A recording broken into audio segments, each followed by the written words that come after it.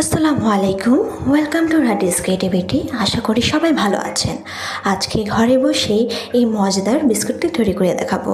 তার জন্য হাফ কাপের একটু বেশি চিনি আমরা ব্লেন্ড করে নেব। এইবার একটি বোলে 1 কাপ পরিমাণ তেল নিয়ে নেব।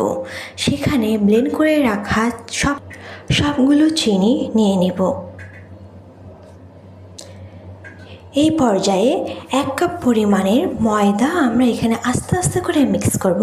আমরা এখানে কোনো পানি ব্যবহার করব না, সম্পূর্ণ তেলের ওপর ময়ানতে হবে। আমার এখানে 1.5 কাপের মতো ময়দা লেগেছিল। এই তো আমি এখন একটা একটা করে সবগুলো বিস্কুট তৈরি করে নেব। দেখুন, ঠিক এরকম আপনারা চাইলে অন্যরকমও ডিজাইন করতে পারেন। সৌন্দর্য বাড়ানোর জন্য আমি প্রতিটা বিস্কুটের উপর একটি করে কিশমিশ দিয়ে দিয়েছিলাম।